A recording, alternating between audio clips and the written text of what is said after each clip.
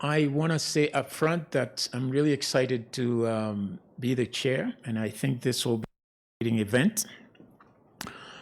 But first of all, important rules. The format of the seminar is very simple.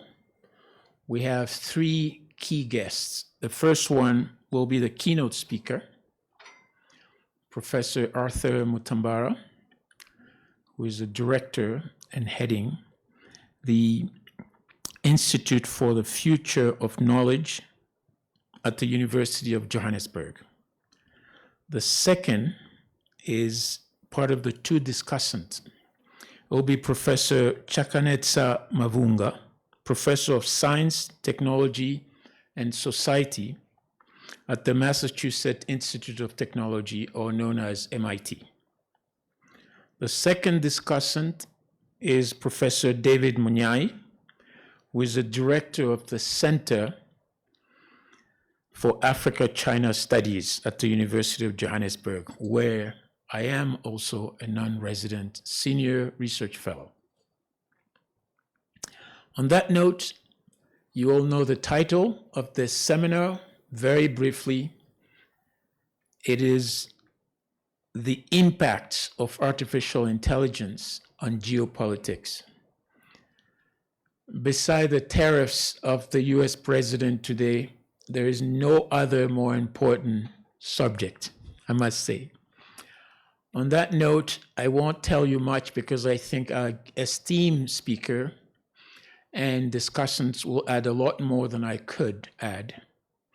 And so I'll ask Professor Mutambara to join us and deliver his presentation. And after that, I'll be opening up for the two discussants.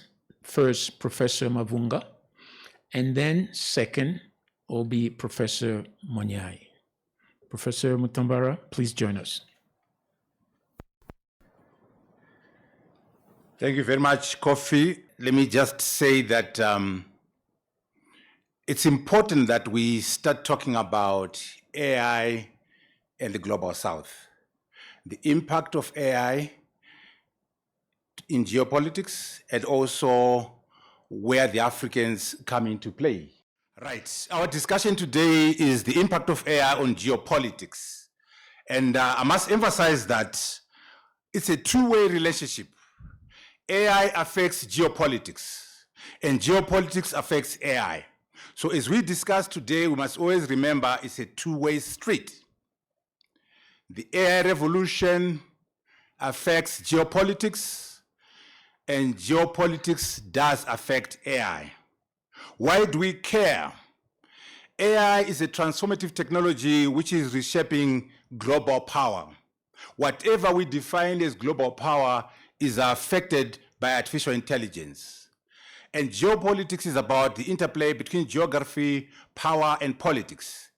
And AI has a role of amplifying capabilities and also amplifying competition between nations. In particular, AI is affecting military power, military operations, and military competition. It's affecting economic power and economic competition. AI is affecting diplomatic relations. What do we mean by geopolitics? Let's get our frames very clear. Geopolitics is the study of how geography, power, and politics interact to shape international relations and influence global events. So as we discuss the impact of AI on geopolitics, let us be very clear about the meaning. It is the study of how geography, power, and politics interact to shape international relations and influence global events. That's what we're discussing today. What is the impact of AI in geopolitics? Artificial intelligence, what is this animal called AI? It is the development and deployment of computer systems or machines that can perform tasks requiring human-like intelligence. Intelligence like yours, Mr. Madam Human Being, like learning, problem solving, and decision making. If we can get in a machine, in a computer system, learning capacity, problem-solving capabilities, and decision-making capacity. That is AI. It can be just a computer system like ChatGPT, or it can be a robot, a physical entity. The development and deployment of computer systems or machines that can perform tasks requiring human-like intelligence, such as learning, problem-solving, and decision-making. That is what we mean by AI. What is the taxonomy of this field? What are the different versions and expressions of AI? We have single task AI. In this one, the AI system is given a goal, a task to accomplish. And it does that. That's all it does. Goal-oriented, task-oriented. That's what we call single task AI. Then we have what's called agentic AI, where the machine, the system has agency. It has agency to make decisions, agency to complete a task. So that's what we call agentic AI. That's the second type of AI. Then we have generative AI. This is where the AI system creates new knowledge, new information, new pictures, new videos, new sounds. This is why we are talking about ChatGPT, Gemini, Grok 3, DeepSeek R1. This is a type of AI which is about creating new knowledge, new information, new data. And it took off around 2023, and you are all familiar with ChatGPT, Gemini, and the Chinese contribution, which is DeepSeek R1. That is your generative AI. Then artificial general intelligence. Now we're saying we don't want just a task. We want multiple intelligences in a machine. Just like you can walk, you can talk, you can play soccer. You have multiple abilities in the same person. What we seek to do under AGI is having an artificial intelligence system that has multiple capabilities in the same machine. That's harder. AGI is harder. AGI is work in progress, not yet achieved. We want multiple capabilities, multiple intelligence in the same machine. That's work in progress. The most exciting one is called superintelligence. Now, we are talking about building an intelligence system that is smarter than the smartest human being, smarter than Elon Musk, smarter than Einstein, smarter than Newton. Don't be arrogant, human beings. What makes you think that the AI will end with you? We start from a mouse, we go to an app, we go to average Joe and Jane, we go to Einstein, we go beyond. It's exponential. Superintelligence is about getting an AI system that is smarter than the smartest human being. And by the way, once you get one, you get a million. Replication in AI is very easy. If you get one super intelligent agent, you can get a million, you can get a billion. Now, what will happen to the world when we have a million machines smarter than the smartest human being? How can you control that? I mean, I know you control a cat at home because you're smarter than the cat. I know you have a dog at home and you look after it because you're smarter than it. How can you look after something that's smarter than you? You can't. These are the fears that what will happen when we have superintelligence. Not yet achieved, work in progress. Now, quantum computing is not a type of AI. It is an enabler. It's a new way of doing computing. Not yet done, but once we get quantum computing, classical computers are about ones and zeros. In quantum computing, you can have 0 and 1 at the same time. This is 10,000 times faster than the current computers. When quantum computing happens, you're going to change all your phones. You're going to change everything. Okay? So it's very important that you understand the importance of this taxonomy of AI systems. And quantum computing, when it gets on board, combined with AI, it's a major revolution. Okay? Now that we have a sense of geopolitics, a sense of AI, we are saying what's going on in terms of the impact. The major players, US, China, Russia, they're all leading AI development. Billions of dollars are being plowed into research. What are they trying to do? Achieve technological and strategic dominance by using AI. We now have an AI-driven arms race. This is what's happening in terms of geopolitics. AI is amplifying technological prowess. AI is amplifying technological capabilities. It is creating new areas of competition. It is redefining power dynamics. It is creating competition between the big states in terms of military capabilities, the economy, and diplomatic influence. National security. AI can be used to improve national security. AI can endanger national security depending on who's using it. So there is a major challenge for smaller nations. They can either use AI to level the playing field. If they're not careful, AI will increase the differences between the rich nations and the poor nations. The urgency is upon the emerging economies to use AI to catch up. Okay? There's also the issue of data and infrastructure and standards. There's competition over the control of these aspects between the big powers. There's a question of now who is in the alliance. China, Russia on one end, the European Union and the United States on the other, and even competition between the US and Europe.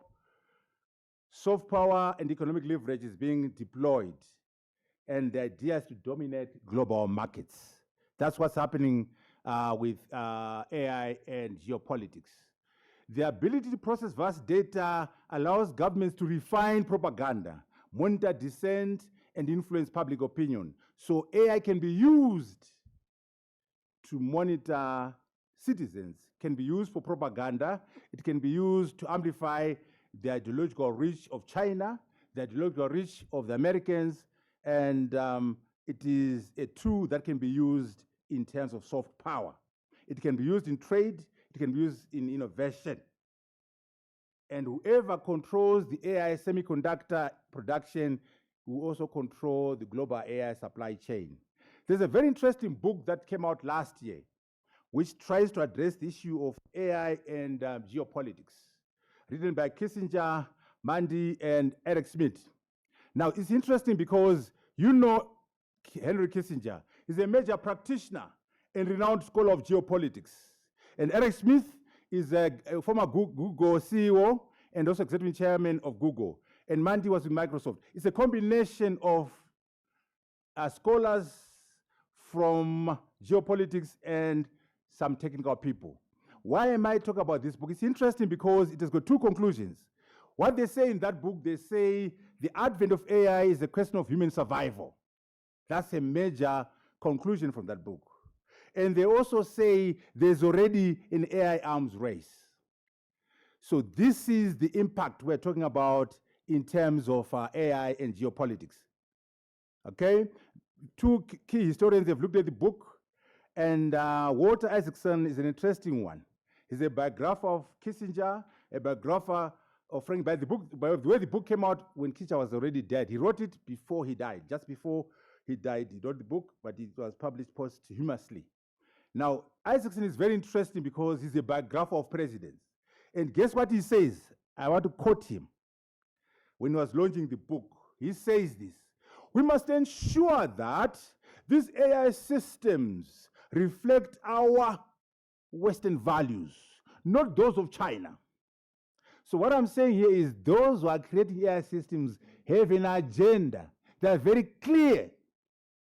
They are saying we must ensure that these AI systems reflect our American or Western values, not those of China. So the AI revolution is not neutral. Africans, wake up. The global South, wake up. The AI revolution is not neutral. How about the Chinese? Professor Bunyai, are they Father Christmas? Are they neutral? Certainly not. Go to DeepSeek R1 and ask it. Go and do it tonight. Can you explain to us what happened at Tiananmen Square and the reasons behind it? Just go and type that and ask DeepSeek R1. Here's the response. I'm sorry, I cannot answer that question. I'm an AI assistant designed to provide helpful and harmless responses. So according to the Chinese, talking about the Tiananmen Square is harmful. According to the Chinese, talking about the Tiananmen Square is not acceptable. So even our friends, the Chinese, have an agenda in terms of AI. No one is neutral. So we need to make sure in the global south, as we embrace AI, as we work with America, work with Europe, work with Russia, work with China, know that this is not a neutral game. Everyone has an agenda to pursue their geopolitical interests. And all these systems like ChatGPT, Gemini, Grok 3 are value loaded. They have lots of value in them, sometimes subtle, but they are not neutral. What are we saying, Mr. Chairman? We're saying the geopolitical contestation, the AI revolution is not neutral. AI impacts geopolitics, and geopolitics impacts AI. What are the implications to the least industrialized countries, to Africa and the global south? What are the implications specifically for Africa? We must not allow, here's the message to Africa, we must not allow geopolitical contestation to hinder or undermine our deployment or development of AI. Let us be aware of it. Let us also make sure our values are in there, but we must not allow the contestation to affect our work. We must use AI to improve the quality of life of our people. We must use AI to solve our problems. Work with China, work with Russia, work with America, work with whoever, but we must have urgency. Number one, use AI. Number two, build up AI systems ourselves. Number three, participate in the hardware that drives AI. Knowing very well it's not a neutral revolution. There's the danger of digital colonialism, digital imperialism, data colonialism. Our data has been taken from us and being weaponized against us. Our data has been taken from us and being monetized without us benefiting. So we must make sure that we control or have a say on the data from our domains. There's a case, Mr. Chairman, for us to embark on decolonizing AI, to embark on decoloniality in AI systems, removing the vestiges of colonialism from this technology. We must also worry about inequalities. An even distribution of AI benefits will produce more inequalities between nations. So another agenda should be about democratizing AI within countries and between countries. We must think about data sovereignty. We must think about sovereign AI. Can we have a sovereign AI in South Africa, sovereign AI in Africa?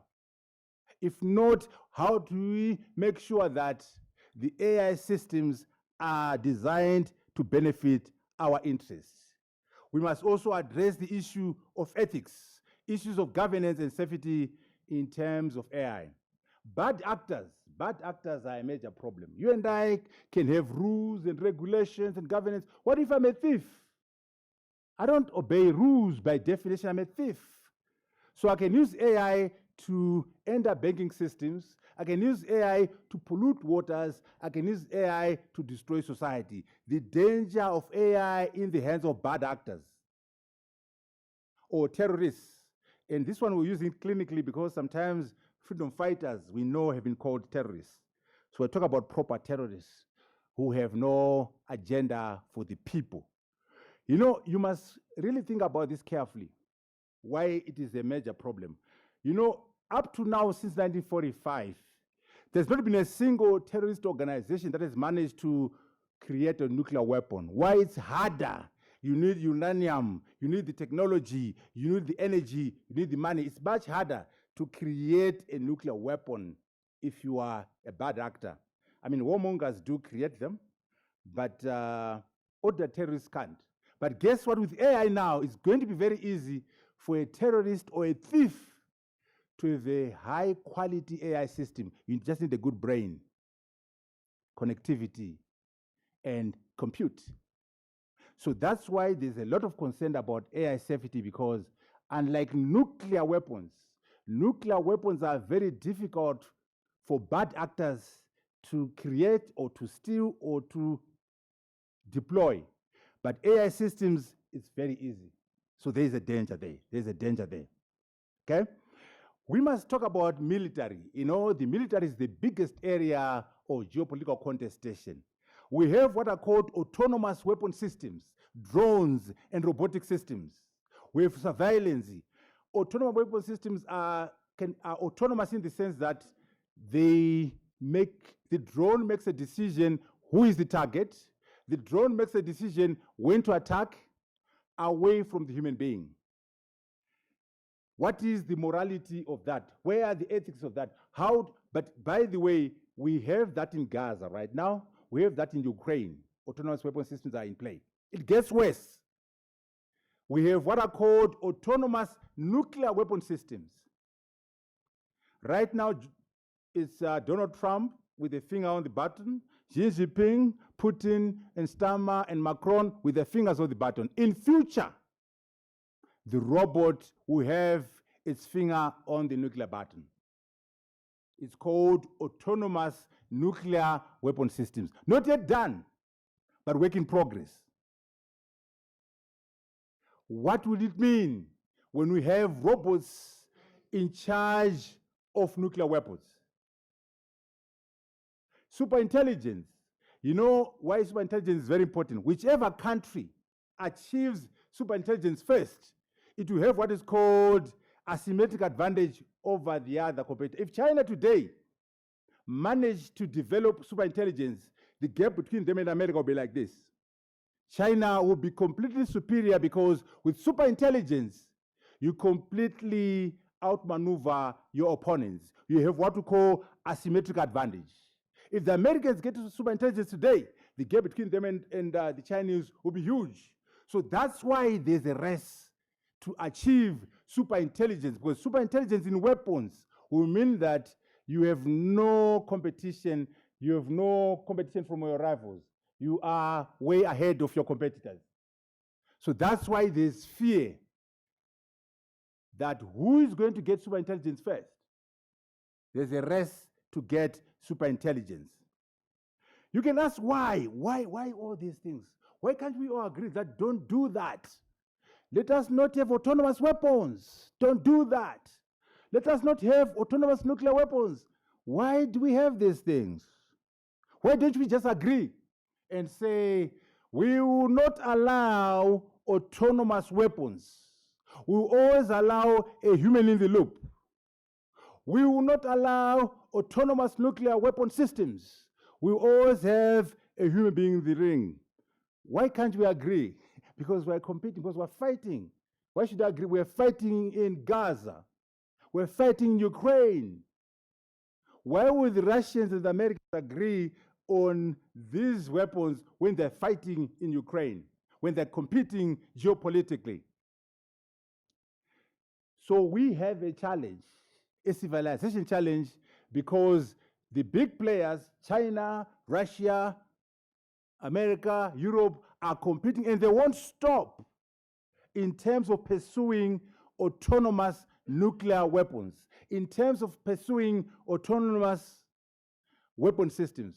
You know why? The answer is what's called battlefield singularity. When they ask you next time, why do people do this? The phrase is called battlefield singularity. That's the answer. What does that mean? Mr. Chairman, this means a stage will come when, if we are fighting, you have an army, I have an army. I have my robots, you have your robots. If you keep being in your system, in the loop, you lose. Why? Because the robots are so advanced that the human being is actually a distraction, is a problem. So a general has his army, a general has his army, and if the general stays in the loop, he or she loses. That's what's called battlefield singularity. Not yet achieved, But a stage will come when, if we're fighting General A in the army, General B in the army, if you keep a human being in that system, you lose the battle. Why? Because the machines are so sophisticated, human beings are a problem. They bring you down. So once you get that, there will be no choice, Chairman. You might want to keep the human being there, but once you get battlefield singularity, if you keep the human being in the loop, you lose the war. And I know generals don't want to lose the war. Anyway, that's the reason why they're doing this thing. Because we have not arrived at the battlefield singularity yet. But when we do get there, it will become necessary that we use robots without a person. Let me just show you, sometimes you might think that robots are trying to be like, they're trying to be better than you. You are not the standard. Human beings are very arrogant. You're not the standard. The machines we're building are going beyond human capabilities in terms of physical ability, in terms of cognitive capacity. We are also building fully autonomous machines. You've seen many robots, many drones which are controlled by a remote. That's not an autonomous vehicle. An autonomous vehicle, there's no controller. It's autonomous. So I want just to demonstrate to you, number one, that the robots are going beyond the capacity of the human being. Number two, they're fully autonomous. Watch this. This machine has better physical capabilities than you. Compare yourself and this machine. You do that? Certainly not. You are not that dexterous. You are a clumsy human being. Okay, watch this. This is fully autonomous. Fully autonomous. There's no controller. So what you need to do is to give this chap a gun, give them a tank, and they go to battle. The capacity is autonomous, completely autonomous. This is 2025. In 10 years' time, where are we going to be?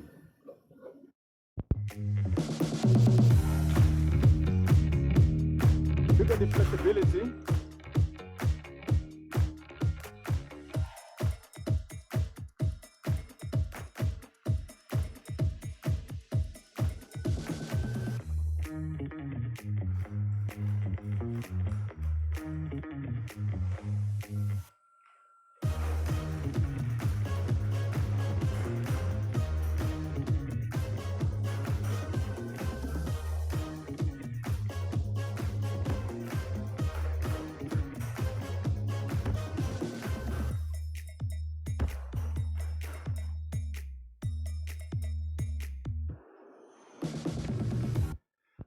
The moral of the story is that when we say we're building drones, when we say we're building robots, these robots have the potential to have capabilities that are beyond the human being in terms of physical ability and also in terms of cognitive capacity. Just look at ChatGPT.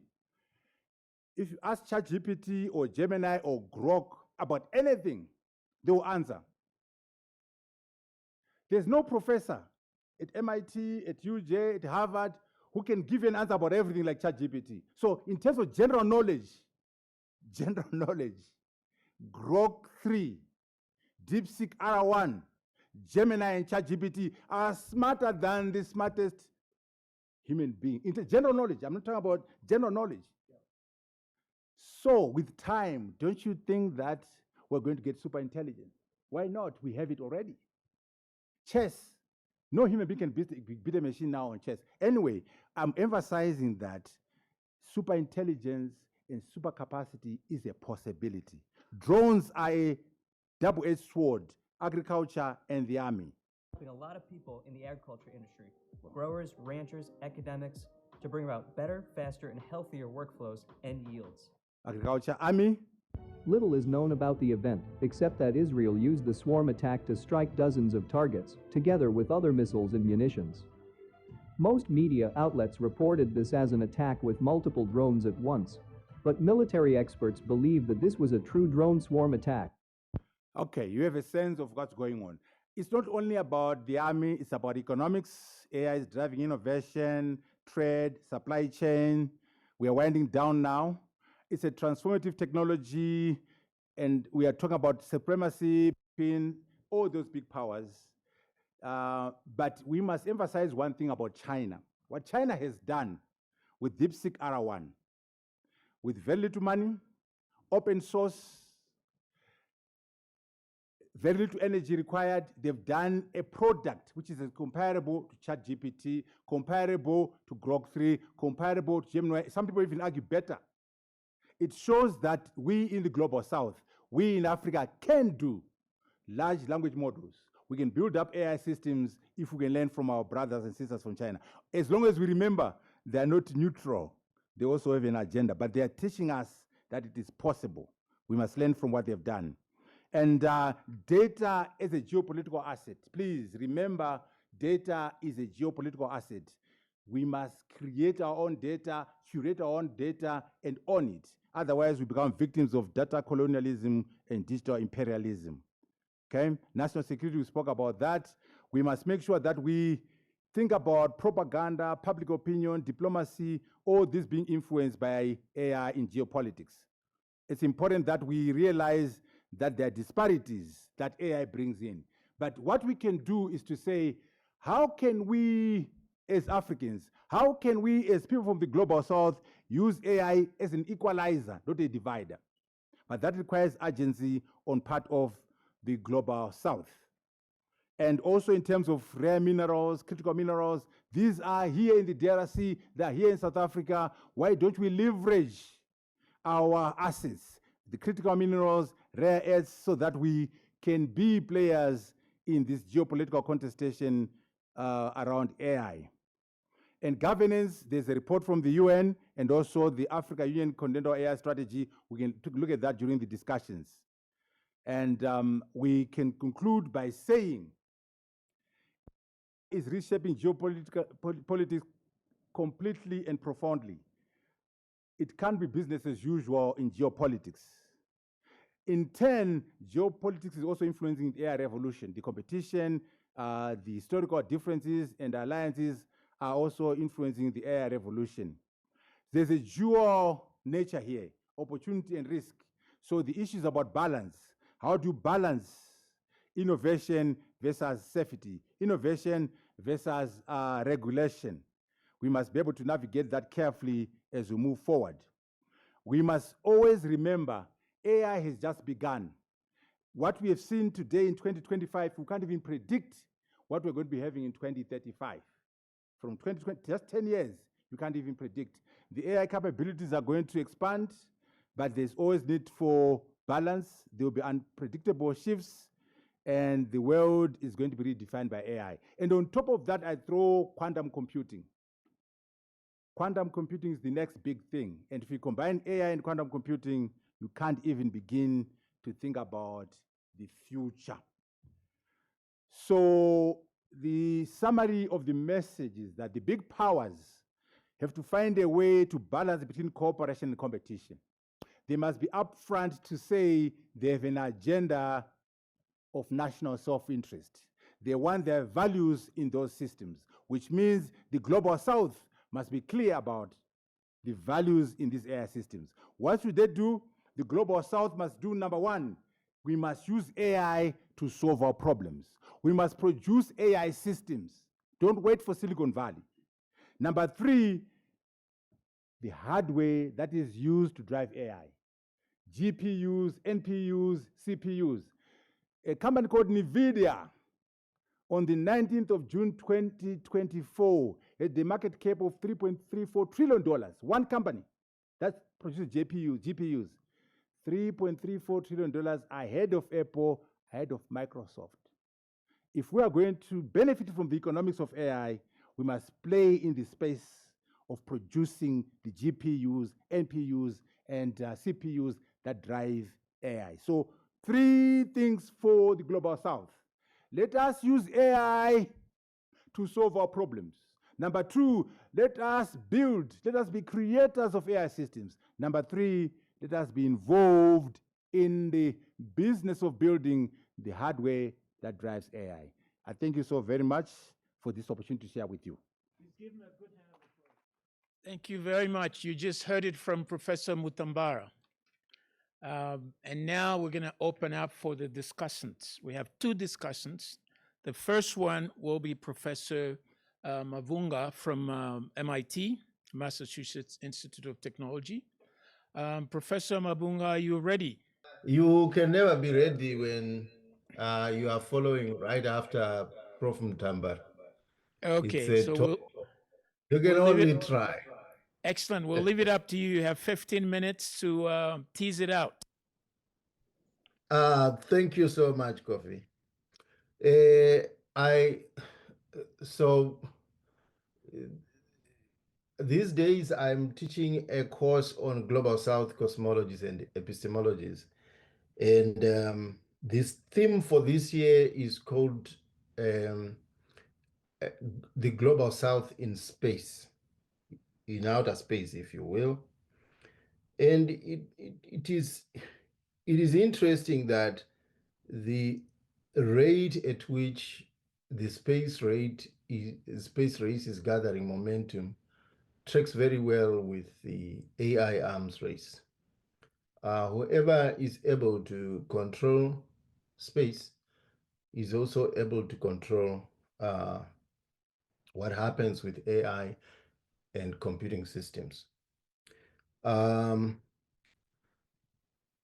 Sometimes whenever I'm overawed by science and technology advancements, I picture the day after all humans are eliminated and the machines are fighting it out among themselves. And I wonder who wins. That is a heuristic I deploy to bring me back to human agency. The fact that these systems, when they do get fully autonomous one day, before then, we still have agency to control our own destiny with or without them. I also wonder, because of Africa's heavy dependency on outsiders for highly technological systems, especially with telecommunications, satellites, undersea cables, and so forth. If we got switched off, whether from the financial system or from satellite systems, what happens right after that day, which opens up to the need for us to really think in terms of not just software or hardware sovereignty, but scientific and technological sovereignty as well.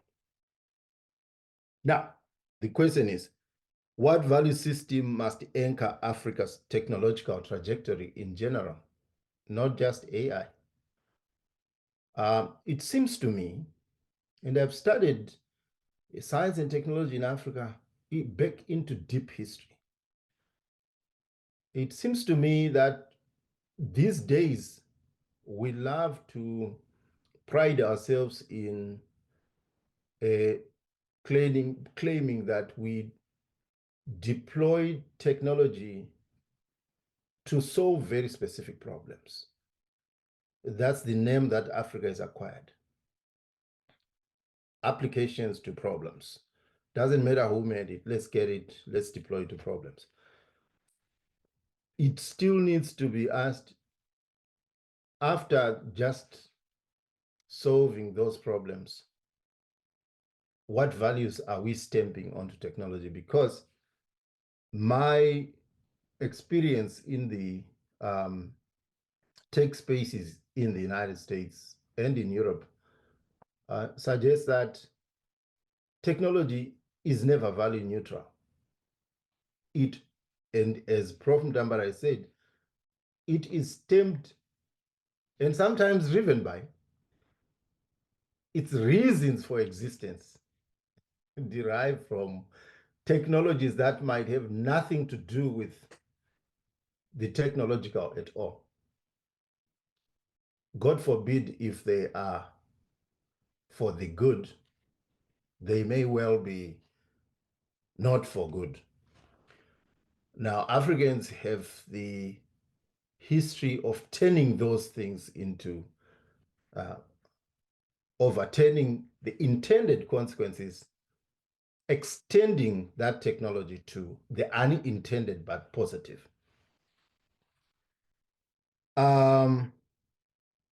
So, third point is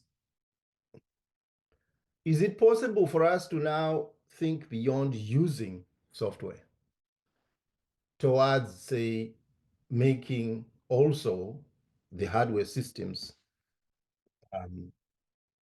that power that software?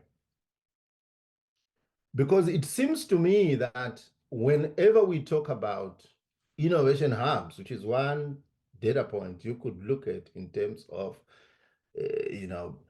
driving AI in Africa, the one challenge we have is that we use what is already there, usually the software aspect. But what hardware are we really making is another question that could be asked. And we use computers, we use all kinds of software. The irony of it is that all the resources, or if not almost all of them, that constitute, whether it's a cell phone or it's a computer or any computing system, is right here in Africa. And yet we are an almost net importer of this hardware. So the push towards AI, I hope, must track parallel to, if not connected with, inextricable with, developing our own computing systems. And I'm hoping that Professor Mtambara will elaborate more on, because I understand he was at the Global AI Summit in Rwanda. And I know that Strive Masio was talking about the server capacity that he's creating in South Africa to ensure a step towards data sovereignty. This follows a similar step in Nigeria, so that our data is not necessarily offshore, but is onshore. Hopefully he can elaborate on that.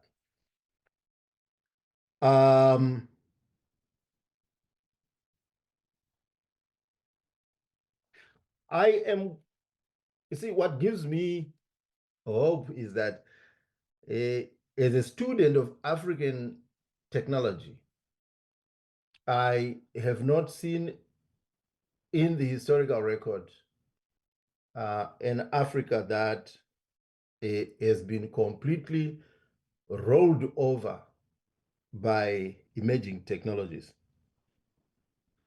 The story of liberation struggles against colonialism, and with respect to guns, the same guns that colonized Africans turned them to face the colonizer and achieve independence.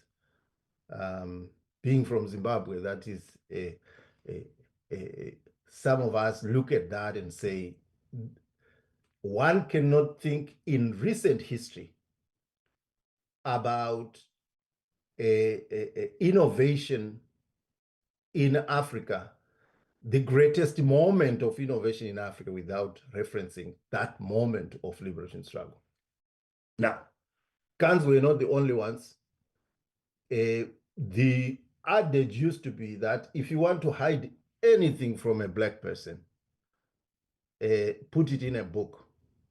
Well, from as early as Magema Fuze to John Langalibalele Dube, to Tuskegee and back, all the way to Fort Hare, we have a history in which we appended a system of education and writing that was supposed to distort and colonize our mind and transform it into a weapon to organize ourselves, to understand our history, to self-remember.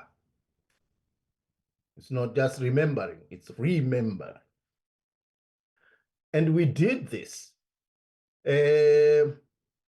And we can quibble about what happened after independence or after apartheid. But that moment in itself is a reference point to what we are capable of doing.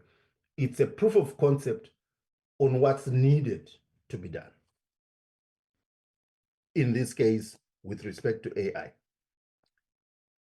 Now, where do we look for inspiration in recent times with respect to emerging technologies?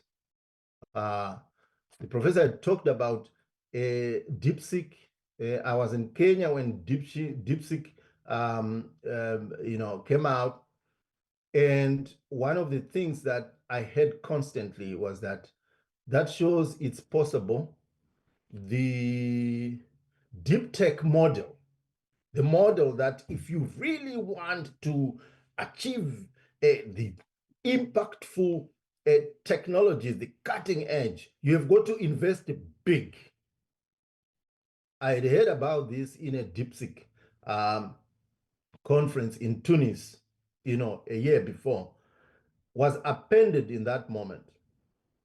But it was only the latest. I was riveted to the proceedings of on TV of the BRIC conference in South Africa when the Chandrayaan-2 touched down in space, achieving something that had not been done. That landing was decisive. And so when you look at possibilities, that is where we start.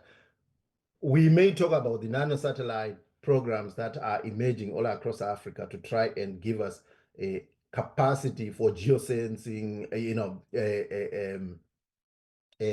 remote sensing and other kind of data gathering devices. But I think the one thing that we should always be clear about is to see, in terms of the 54 countries in Africa, what our advantages are, where to fight our battles, and where not to. I often worry that we do things, we are not sure whether we do things alone or as a continent. When you look at the policy documents from the African Union, they are stellar. When you look at the national programs and the commitments, sometimes they are going in a different direction. I think the risk is that if given our economies, it might be spreading ourselves too thin to just go along. Final thing, I want to underscore, because I'm on the commission on the ethics of scientific knowledge and technology at the UN. I want to underscore the impact of quantum technologies as well as human activities in space, for which currently there are no universal guidelines or policies, and therefore it seems to be a free-for-all. It is important that Africa's voice is heard on the global stage to help frame these conversations.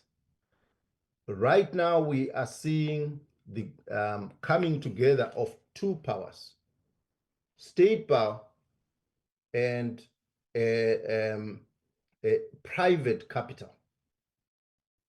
all of them impacting what happens in space. The laws that exist govern state actors. They do not govern non-state actors. And they track very well with the same earthly geopolitics.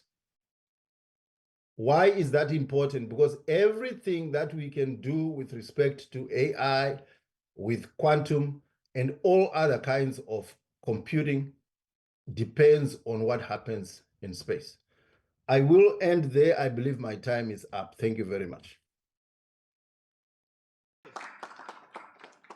Thank you very much, Professor Mavunga.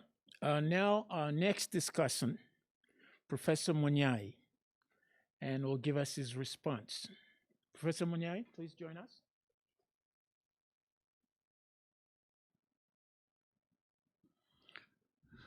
Good evening. Firstly, I would like to thank the organizers, Professor Adam Tambara and the team for inviting me. Indeed, as you all know, I'm not a scientist like Professor Adam Tambara. I come from humanities. So I'll limit myself to the topic, the impact of all what Professor Adam Tambara has mentioned to what are the impact on geopolitics and concentrating more on Africa. And I tried before coming here, I haven't read his book, but I Googled this particular book, and if not all of his books, the price stands at 2,000 to 3,000 rands. And I've been asking myself, how many Africans are reading these books? Excellent books.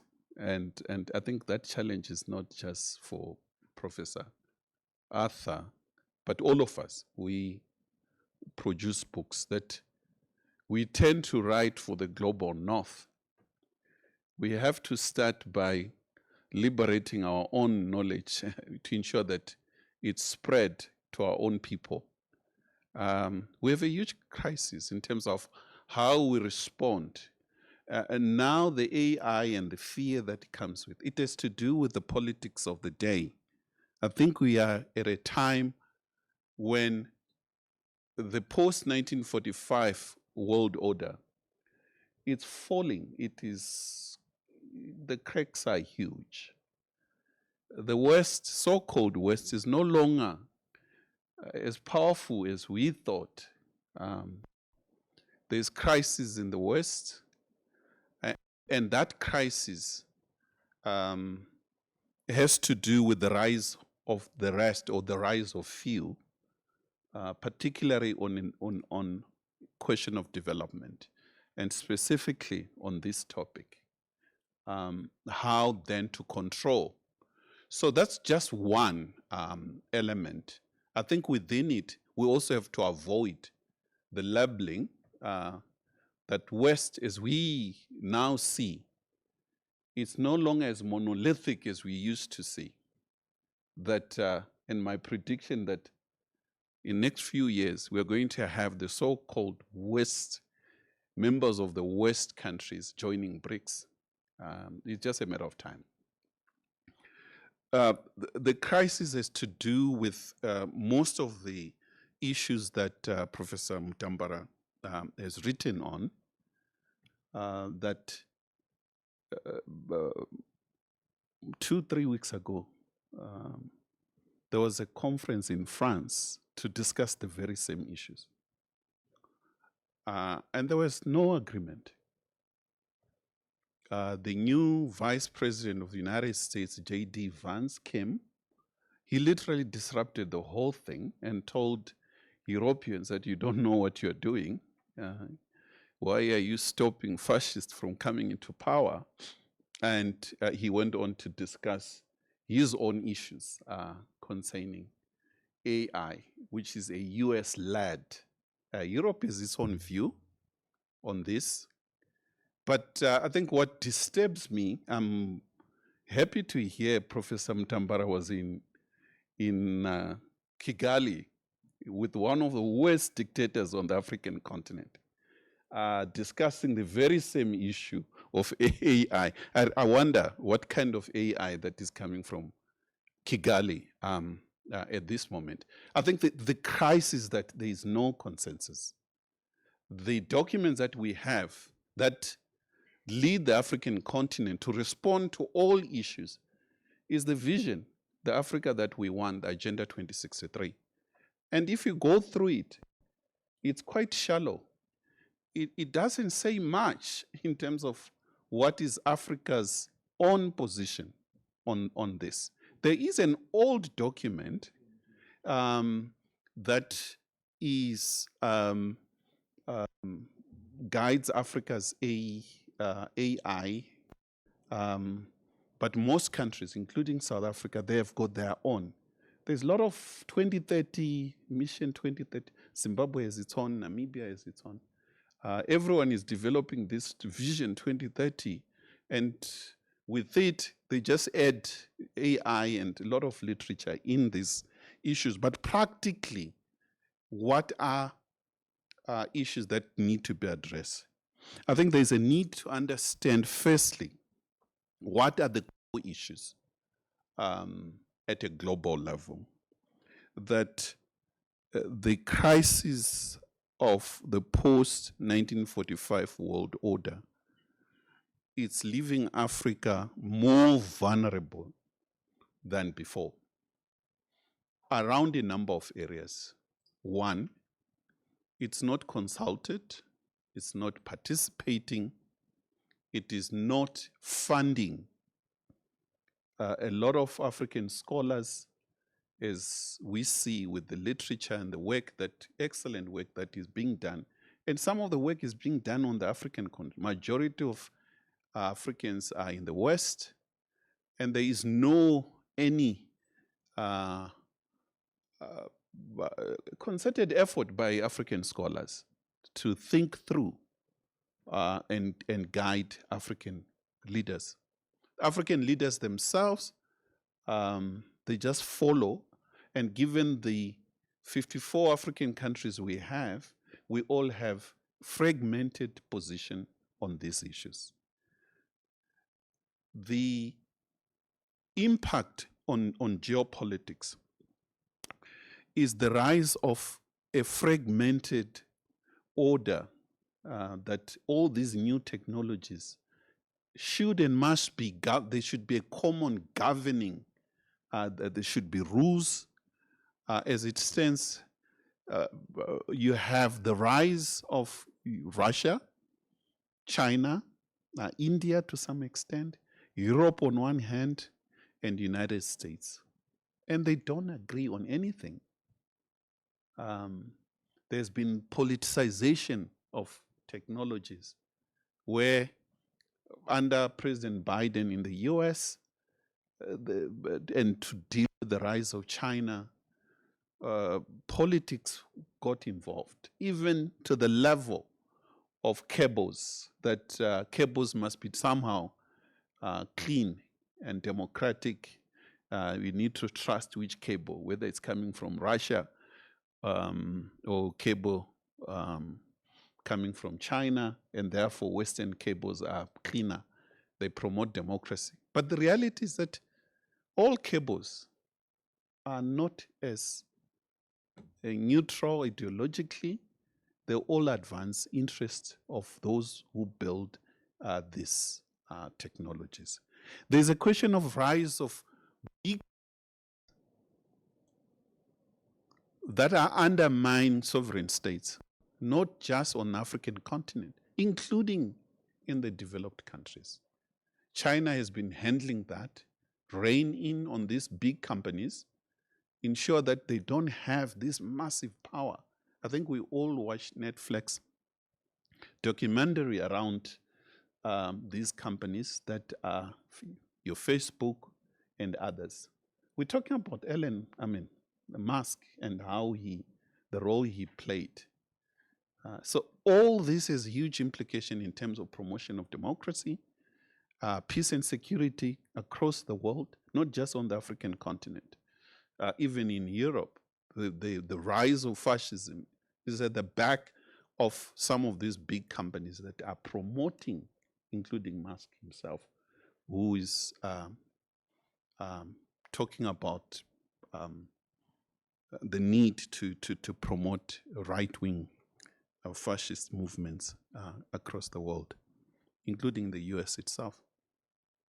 So these have huge geopolitical implication. On our continent is that we are not only supplying to the developed countries the main power in terms of resources, scholars that we have, professor at MIT and others, we are also the suppliers of the critical minerals. And the bigger question is that, do we have consensus around just basic understanding of these critical minerals, and how best can we safeguard the minerals, and how can we benefit from these minerals? As we speak, the DRC has offered the US to protect the DRC, forget about SADC EU, called in President Trump to protect DRC from Rwanda, and gave the US almost 20 trillion worth of minerals that DRC has. What will be the implication of that? It's not just that the US will have access to this important. We're following what's happening in Ukraine.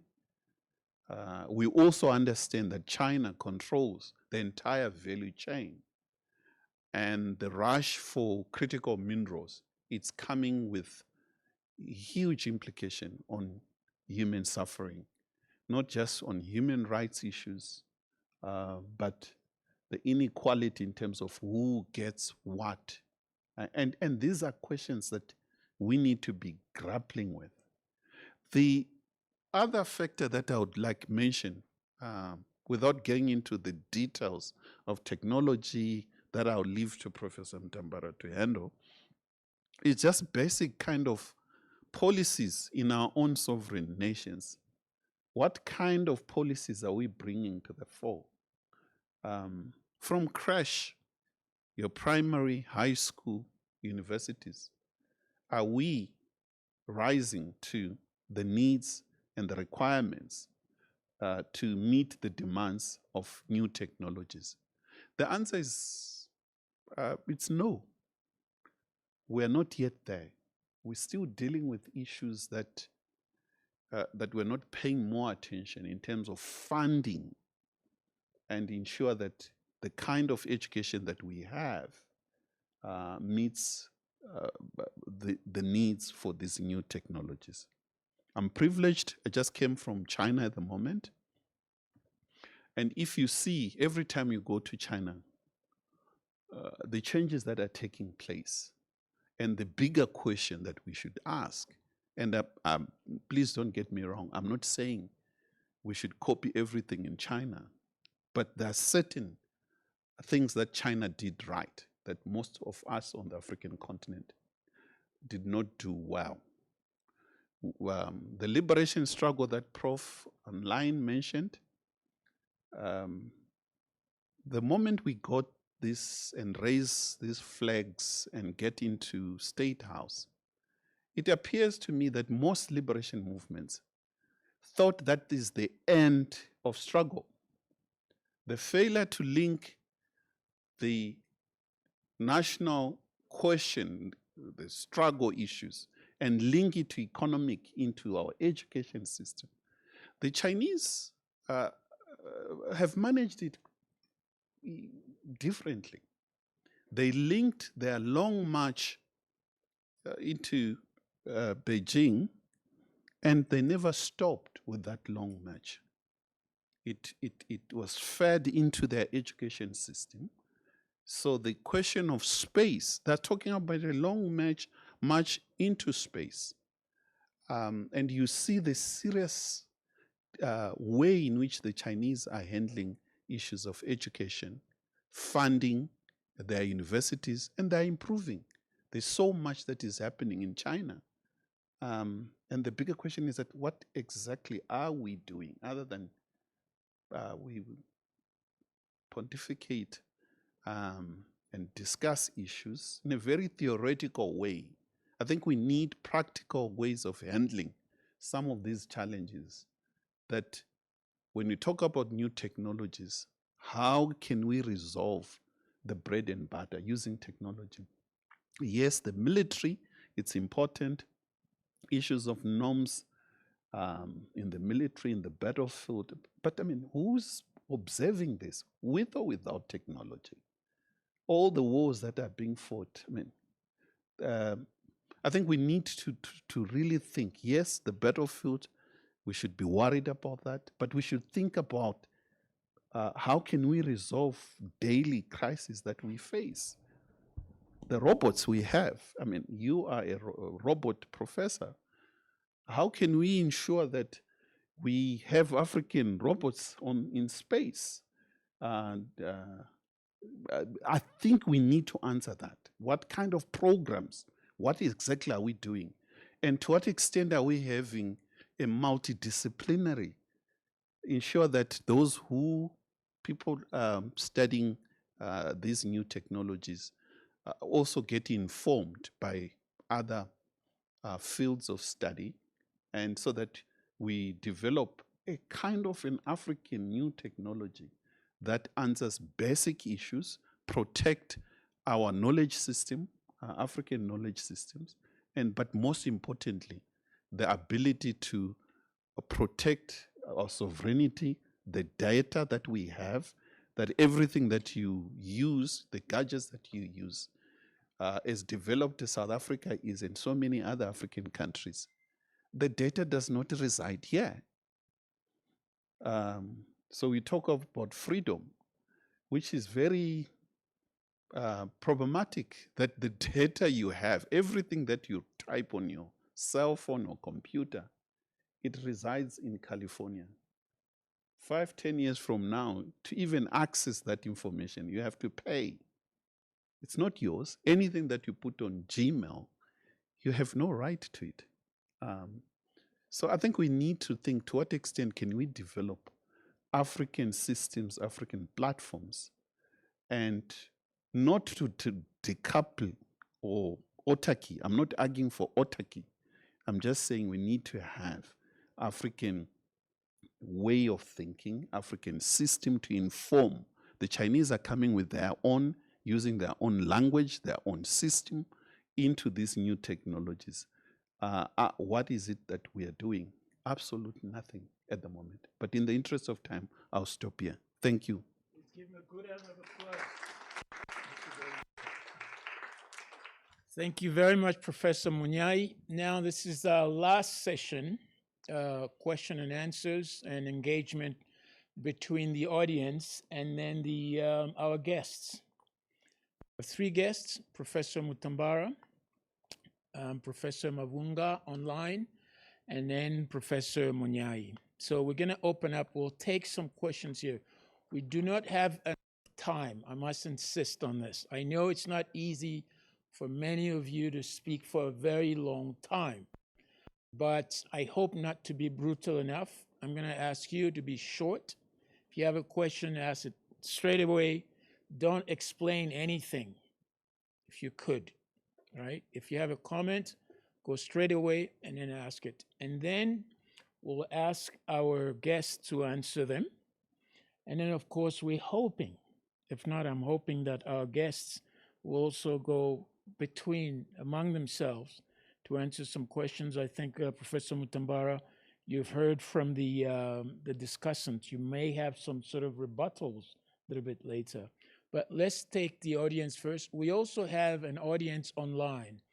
Did you receive any? Do you have any questions coming out of the audience? Not really? You have one? Okay, so let's take the people inside and then we'll get them.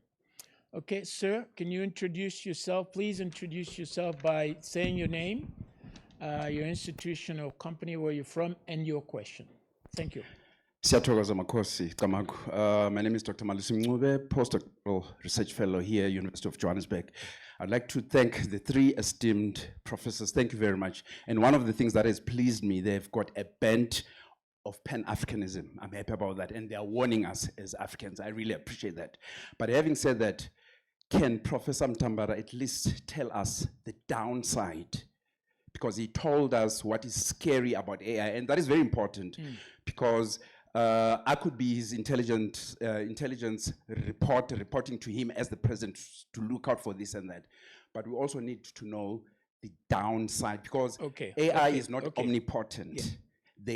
AI can never know everything. There will always be unknowns. So tell us the downside. Thank you very much. Thanks very much. Anybody else? I think the gentleman on this side.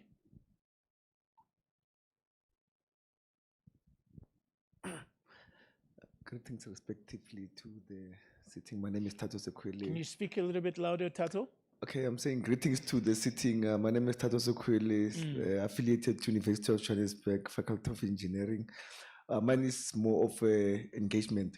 So with regards to globalization and the geopolitics, what the Professor Mutambara and Prof. Munya spoke about, mine is one on that, the geopolitics and what are the relationships. So we have to start by looking at 1D, deglobalization to reglobalize. So that will speak about looking internally at in-house built solutions that will be proliferated.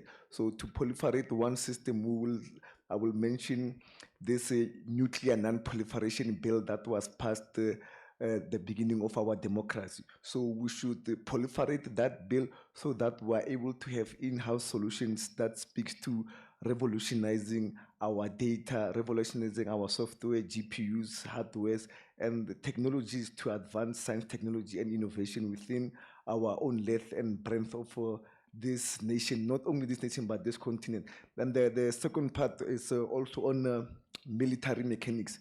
So on military mechanics, we also have to break away from the monolithic arrangement, which most of the global north is a unilateral arrangement, not a bilateral or not a multilateral strategic relationship, but we have to look at what the mechanisms exist within our capabilities and abilities that were there before we gained our democratic dispensation. So we had to look at what mechanisms were there and how are we delivering them. So the answer is that we have been building transformational solutions through our multidisciplinary approach, but because of ownership of economic and also tariffs that are there within geopolitics, we need to be deliberate, intentional, and decisive about our minerals. Thank you. Thank you very much. Can I look on this side if there's anybody on this side?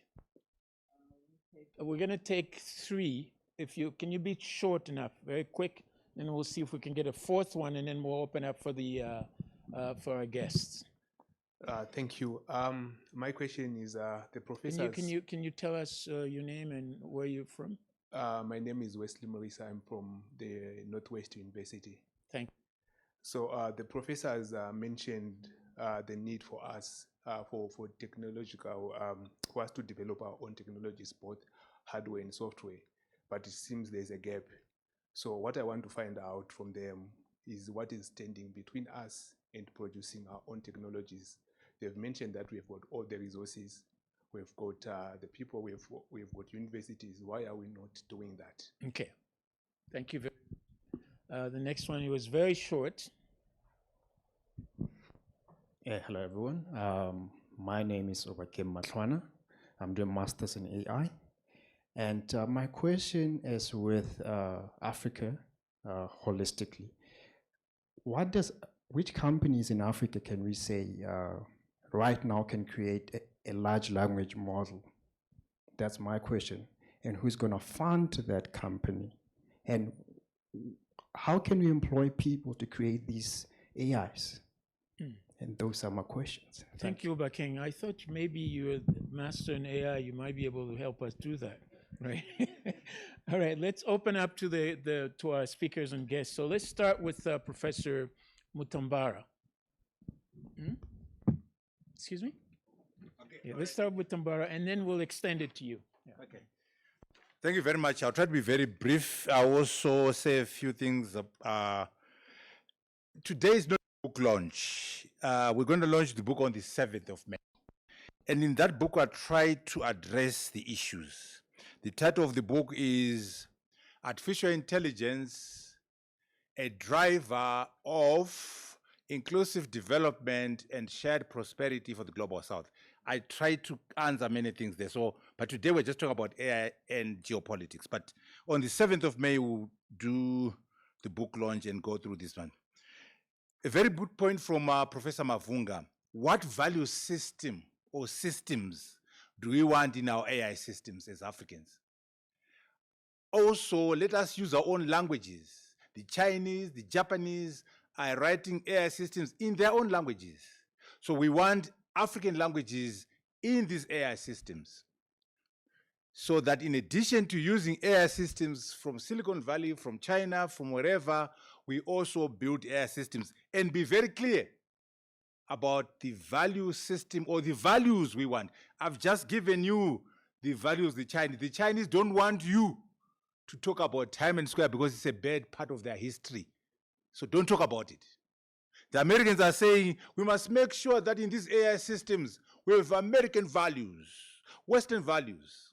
So when you use the product from Silicon Valley, know that that product deliberately was designed to pursue and advance American systems. So we must be very clear about what we want. NVIDIA and cassava. So in Kigali, Strive Masiwa announced what they're doing together with NVIDIA. They're going to be producing GPUs and so on and so forth. That's attempting to address number 3. Remember I said our agenda as Africans is number 1, use AI. Number 2, build AI systems. Number 3, build the hardware. So Strive Masiwa and Cassava are playing in that space. They're trying. We'll see how far they go. But we need more than that. Because think about it this way.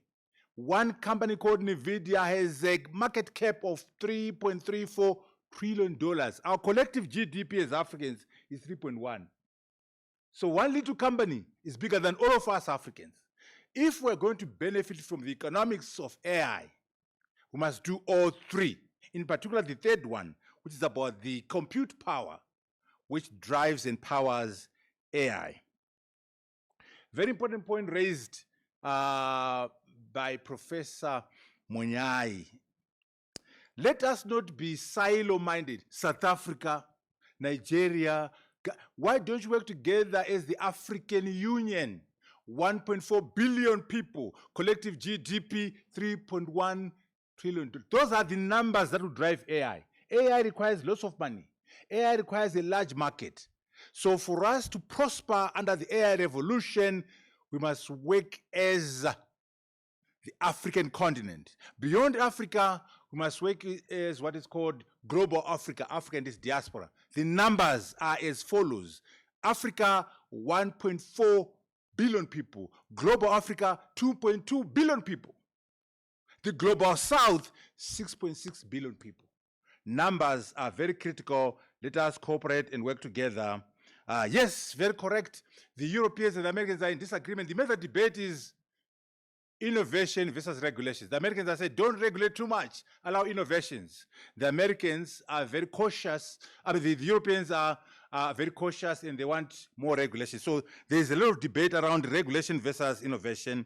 And we need to see how we can play in that space as well. You know, there's a very close link between critical minerals, rare earth, and AI systems, because the hardware, the NPUs, GPUs, and CPUs require critical minerals from South Africa, from the DRC, which are being auctioned for a song. So why don't we as Africans leverage the natural resource base, our critical minerals, our rare earth, and be able to use that as a basis of partnership, as a basis to participate and be able to play a role. What's happening in the DRC is a travesty of justice. We can't trade off $20 trillion for $50 million. We must know the value of our assets. And it's a short-term move that the DRC is doing. But if we're working as SADC or as the continent, we'll be able to avoid that situation. Just on the audience, downside, we see in the future that the future does not belong to robots on their own. It belongs to the human being plus the robot, what we call human augmentation or human 2.0. So the doctor and the machine will produce a better doctor. The engineer plus the machine, a better engineer. So human augmentation, human 2.0 is what we proffer, and we're not necessarily pushing for the replacement of the human being. But we are simply saying that you must know that there is super intelligence coming, and we must close on the LLMs. LLMs, the last one. You know, LLMs, these guys have 200 PhDs in the same company. So you need lots of human capital. You need lots of energy. You know, there are companies now that are setting up private nuclear plants, power plants, because the energy required to run an LLM is so huge. So individual companies are coming up with nuclear power plants to power AI. So you need human capital, you need energy, you need serious money, $100 million, $200 million. So we need to make sure we mobilize the education, the energy, and also the cash. That can be done through numbers. Thank We you. can do that through numbers. Thank you very much. Can I ask Professor Munyai to very quickly come on board and then provide some insight? And then after him, I'll ask Professor Mabunga to also add a few things. And then we'll take one question from the online, and then we'll have to close it. Because No, it's okay. No, we can take more from the can take more. Okay, great. We take all the people online. We take all of them. Thank you. Good questions that came up. I'll try to sum some of them. I think when it comes to issue of globalization and deglobalization, I think one thing that we need to remember is that most countries, developed countries, at the moment, they are deglobalizing in areas where they have disadvantage, where they're not competing well. They close on those areas. However, they are pushing globalization in areas where they have comparative advantage. And one key area is on this new technology issue, that digitally they tend to advance globalization massively. Your Facebook, all these companies that are coming, Amazon and the like, e-commerce and all, it's globalization. At a time when Trump is talking about deglobalization at home. So I think we need to understand exactly what is happening and what should be our position in dealing with that. Okay.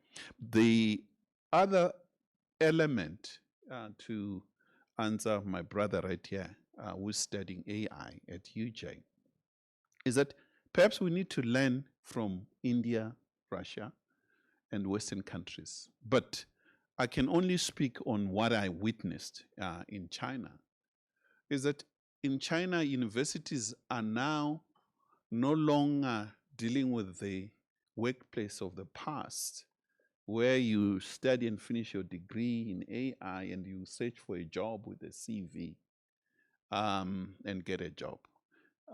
That's the old way.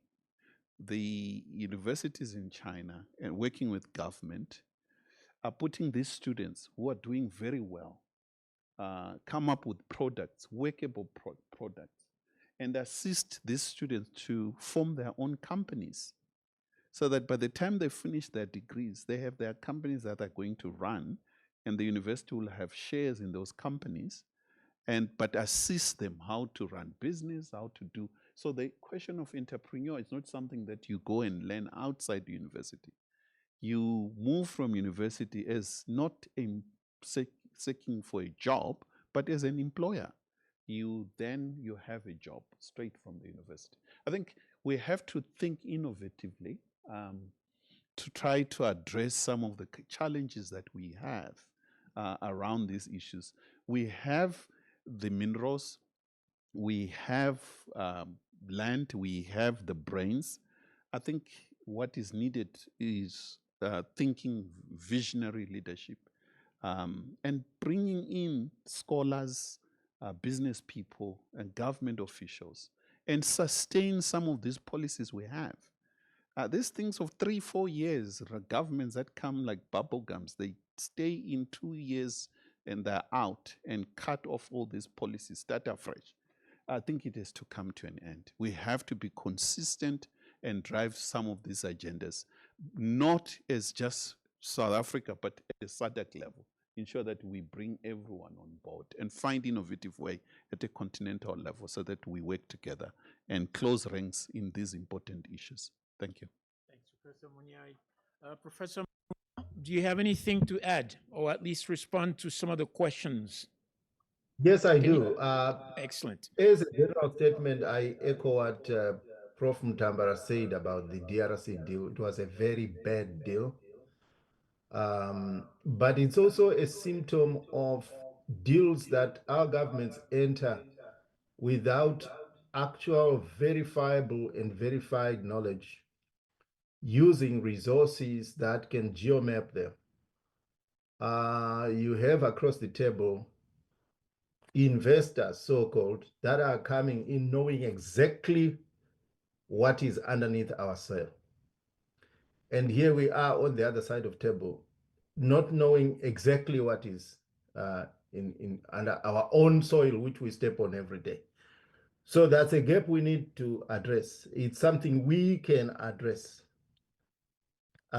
Secondly, what do we import and how do we choose to import things?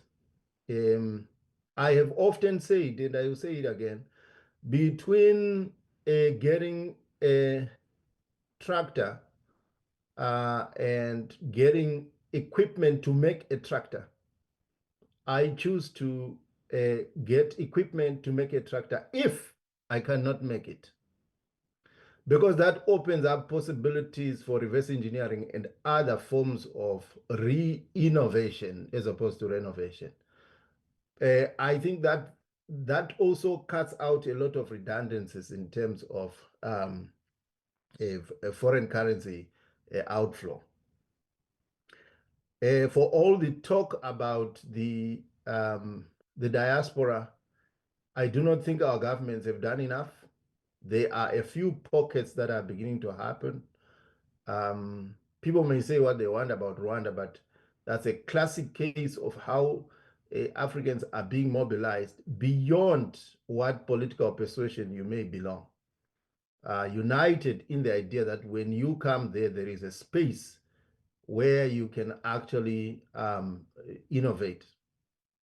We might want to understand that until we get towards an ideology that unites us, there's a job to be done. Sometimes if you're an innovator, it is easy for you to create conditions that make it very difficult for you to access the very same people that you care about. Governments care about people, whether they want votes or they genuinely care. Those that mean good, particularly in as creatives, we want to get the people to the people because we care and because we want to work with them to find solutions to Africa. And so if you draw a Venn diagram between us and our political systems, we may have different aims, but we are united by the same kind of constituents. And how we get there is something we have to navigate. I have lived long enough to know that as intellectuals who mean good, whole entire generations were rendered themselves useless from becoming impactful because they chose to let the perfect be the enemy of the good. One last point that I will say is Cassava AI is a deal, is something that I think will be the game changer. Why? It's not necessarily delinking globalization from globalization. What Strive Masiwa did was to form a company. Remember, I was an engineer, comes back from Europe, starts against very difficult odds, starts Econet Wireless. And then from a very local company, which achieves buy-in globally, he starts to develop a portfolio that becomes very successful. And then when it becomes successful, he recognizes the major problems within the telecom sector, one of which was how do you achieve compute capacity for Africa? And what is required? What is not so much the lowest hanging fruit, but in physics, we talk in terms of the path of least resistance to achieving gradual indigenization of telecoms tech. And by which I mean hardware that can anchor and enable software. And what you are now seeing is what is happening, which he announced in Kigali. So there is a sense in which if these efforts have to be galvanized, I think we now need to see a confluence of different skill sets and capabilities. Aliko Dangote is also doing the same thing, by the way. He's industrializing Africa. So there are a lot of positives here. And the industries we are going to be building are not analog. They are not only digital, but they have to be AI enabled. And I think that's a space where I can say I'm pretty happy. I know that Professor Ntambara will talk about that in the launch of his book, but it's worth bearing in mind. Thank you. Thank you very much, Professor Mubanga. Take some questions from online participants. Tandika? Take your microphone. You have a speaker, okay? Speaker online. Can you tell us your name, your institution, and then be brief? Hi, good evening, everyone. My name is Sibahle. I'm from IT Web. I'd like to pose my question to any of the speakers. I'd like to know, where does Africa rank in the AI race, particularly because we are known to be more consumers than producers of emerging technologies? So essentially, what should Africa do to keep up with the global forerunners? Thank you. Thanks. Is there a second one, probably? Or you have the question, you can read it there. It should be on. It's on now. Yeah. So we have a couple of questions. The first is from Dr. Sereko, who is asking any of the speakers, what are the dangers of AI in South Africa, specifically in the context of the current time unemployment rate? Second, we have a question from Professor Spamandla Zondi, who is asking, how do the infrastructure disparities affect participation in the digital revolution? Third is from Francis Lamola, who is asking, in the changing nature of corporate service work, which HR roles will evolve, which will become redundant? How will organizations measure HR's value in an AI-powered world?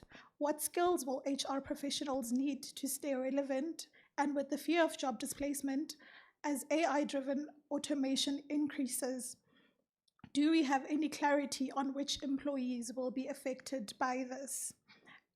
We have another question also open to any of the speakers from Dr. Evans Sogomba, who's asking, what does the launch of AI factories in Africa by Cassava AI mean for African democracy? And how will this influence the global politics? Another question also open to any of the speakers is from Professor Gabriel Kadanga from the UKZN, who's asking what strategies should African countries have to manage, firstly, data colonization and digital resource inequality, and then also in the realm of military applications and autonomous weapons. Lastly, Dr. Crispin is asking, is it possible for Africa to develop AI systems with the borrowed knowledge from the North? And then we have a final one directed to Professor Mtambara. And this is from Ben Hoven. Sorry, just a moment. I think that was a good one. He was asking, Prof. Mtambara, do you believe AI supremacy could replace nuclear deterrence as a central element of geopolitical influence? Excellent. Thank you very much. These are a lot of many questions, but we'll start with Professor Mutambara. If you could hit, you don't have to answer all of them, but if you can pick a few And then, of course, we have to say we apologize that we may not answer, our guests may not answer all the questions, or we'll just ask them to answer the ones they probably remember and where they think they can add some really very solid insight. Professor Mbara? Thank you very much. Those are very detailed questions. I must start by saying most of those questions are answered in my book, so I won't say too much today. We'll talk about them on the 7th of May. Just a few things. Africans, what do we need to do? We need to have urgency. When I say load shedding, when I say poverty, energy poverty, those are our problems.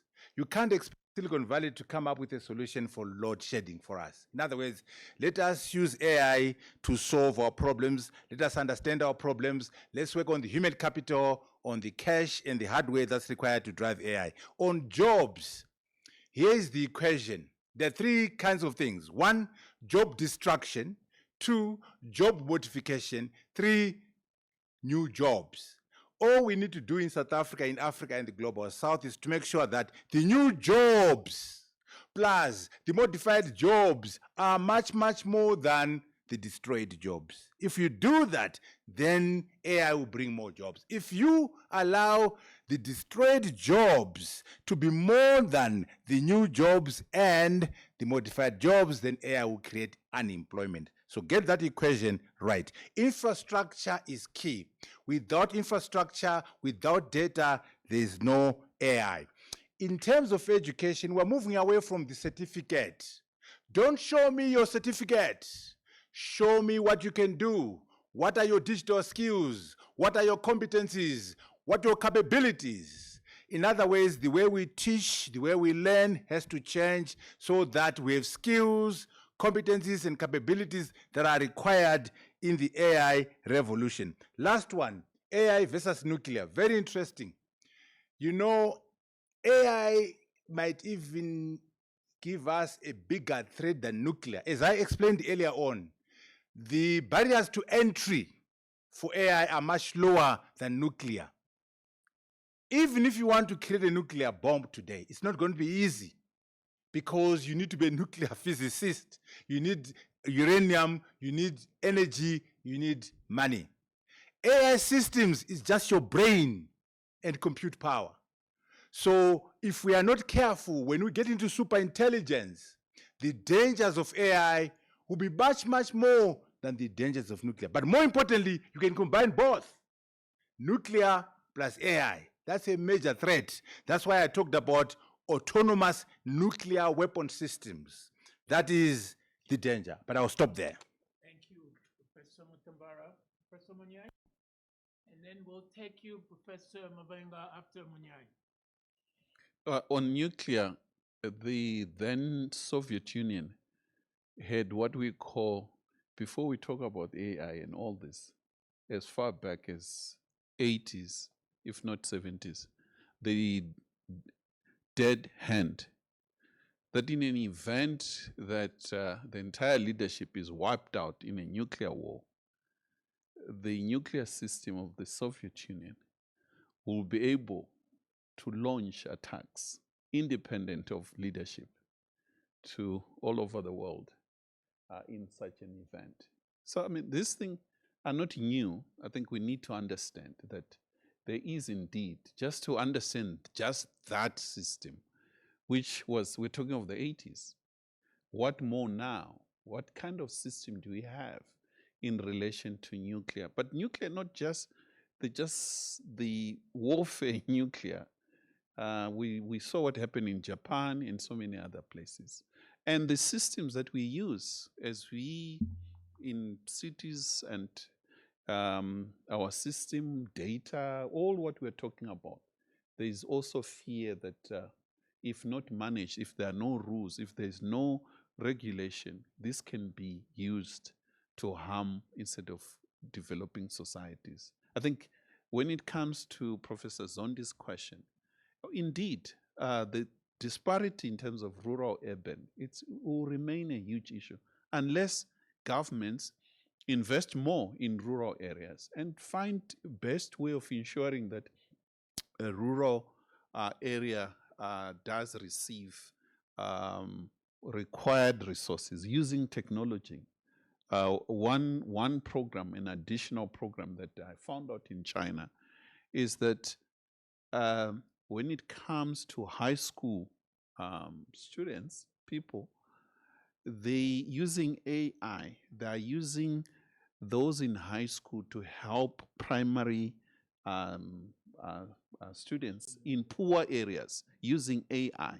So instead of parents don't have time just to answer homework questions, student to student teaching. I mean, there's so much that can be done to ensure that through digital we can bring in those in poor areas in. But there should be a clear way of thinking at the highest level. Also innovative way of thinking.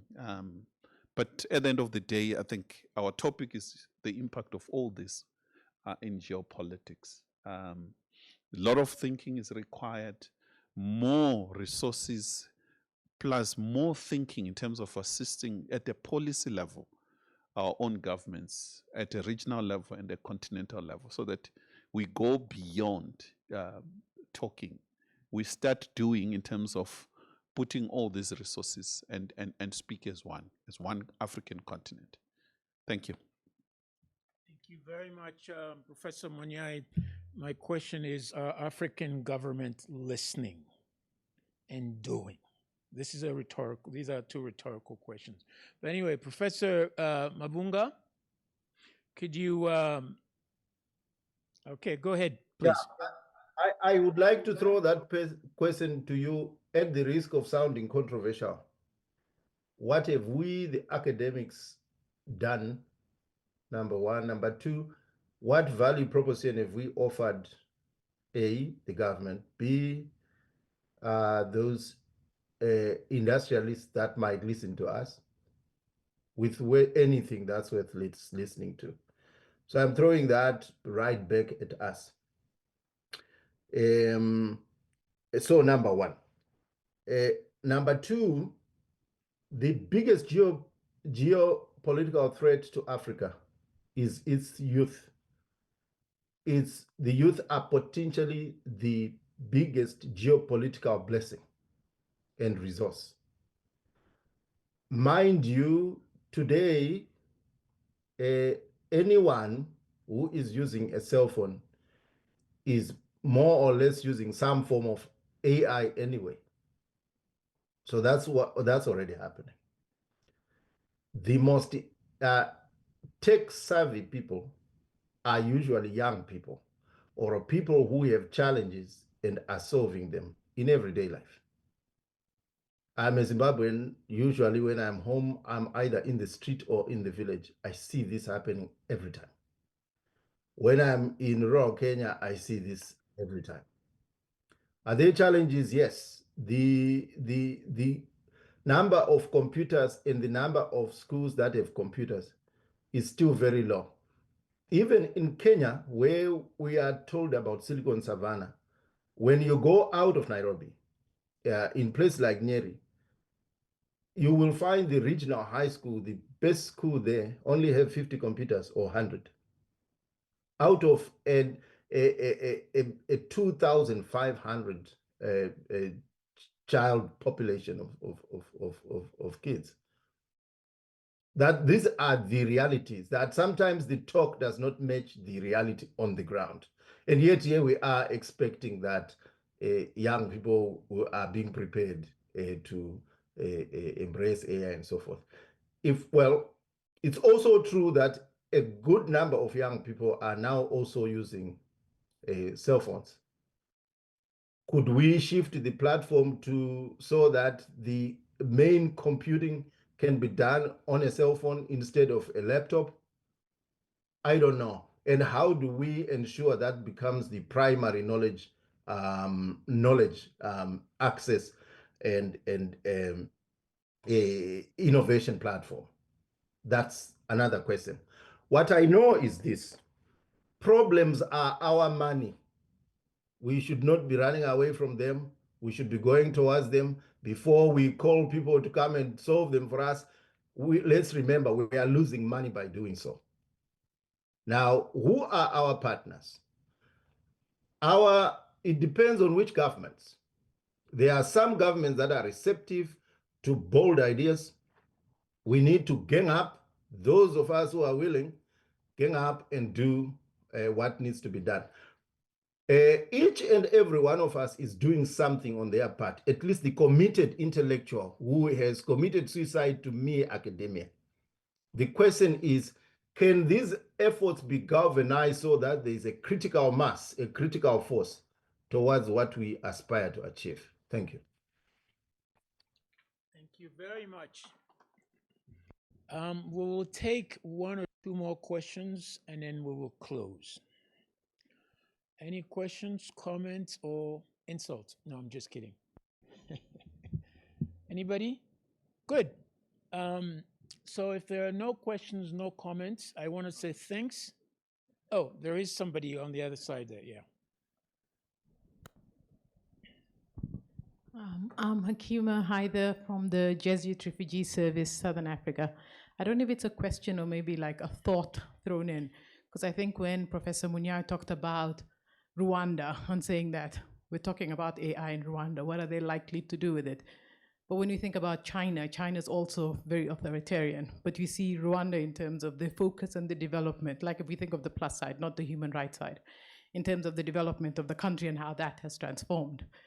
And in the deal with the DRC, where they look outside of the continent and the amount of money that they're giving to the US, isn't that a form of us thinking through A, negotiation with Rwanda, B, negotiation with, because that also proves AI capabilities, because with money, then we can improve our capabilities militarily. So it's just a thought thrown out there that was running in my head. Okay, thank you very much.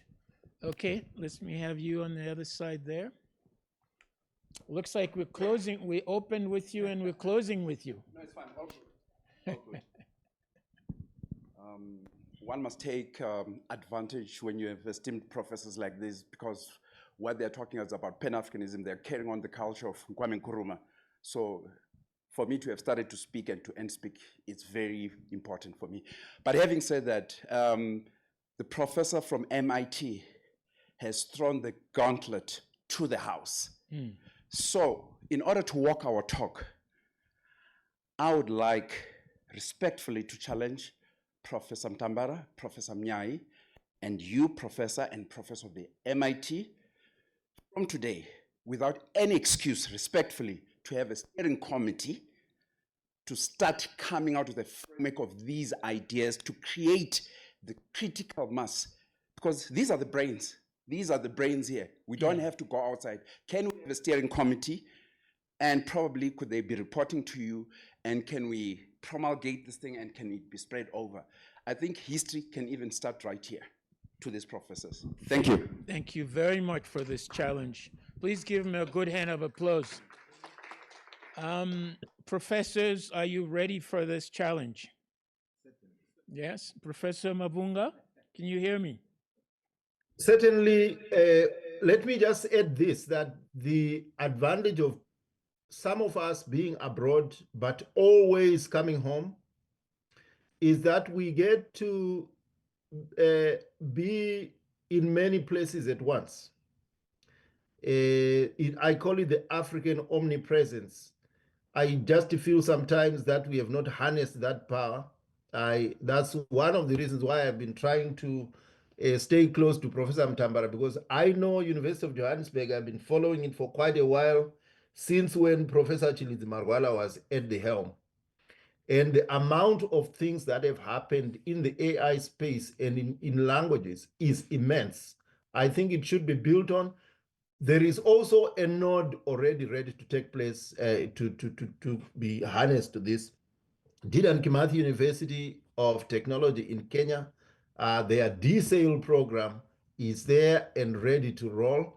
We are focusing there on how do you apply this knowledge to the ground level, to solve problems, to conscientize our young people on what AI means by, among other things, starting small drone training programs for them.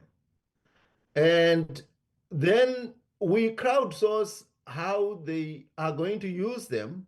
You will be surprised by how much young people can be, when caught early at that stage, can actually do wonderful things. Last place I think of is the responsible AI lab in Ghana, led by JJ. So the infrastructure is already there. I usually don't like talking endlessly. I like to act, and you do not have to worry about taking up this gauntlet from here. Let's do it. Thank you very, very much. Please give them a good hand of applause. And before we end and we close, before we go to the breakaway for the Madibeng lounge for a light meal, is that right? And then I ask Professor Mutambara to do a thanks, closing thanks. I'd like to quickly pick up a few things. I'm not summarizing, but these are the things I have in mind as remarks. I think it is very clear to all of us before we even came here, and then reinforced by the conversation, the presentation of our guests, is that there's a profound artificial intelligence revolution underway. The question is, would Africa take advantage of that as well? That we know the answer. It's in the wind. But most important, clearly it is say that in the end, the story must go back to the beginning. And our beginning was the theme of this seminar, the impact of AI on geopolitics. 2 or 3 things I want to leave with you as takeaways. The first one, I think, from Professor Mutambara himself, is that artificial intelligence affects geopolitics largely and profoundly, and then also vice versa. Yeah. The second one is that, of course, it is really redefining how global powers are shaping themselves, and of course, being hard power, soft power, but also the abuse and usage of it's going to be very critical for tomorrow. And then the last one is the role of African sovereignty into this whole profound revolution. Africa is going to have to define itself. Many of you here will do it. And I think there's a personal responsibility on how we do that, but it's also organizational, but also national and continental ways to have an architecture to make that happen. On this note, I want to say thanks to all of you online and in person here, and please give yourself a good hand of applause. Professor Mutambara, please. Thank you very much, Kofi, for chairing this session. And I want to thank you all for coming. And as we go, let us remember all these ideas will rise or fall on leadership. Leadership in the academy, leadership in civic society, leadership in government. Secondly, agency. We must take responsibility for our lives. Agency says, be the change you seek to see in the world. Be the change you seek to see in the AI revolution. I thank you so very much. Thank you online and thank you in person. And those who are here, you can go for a light meal. I thank you so very much.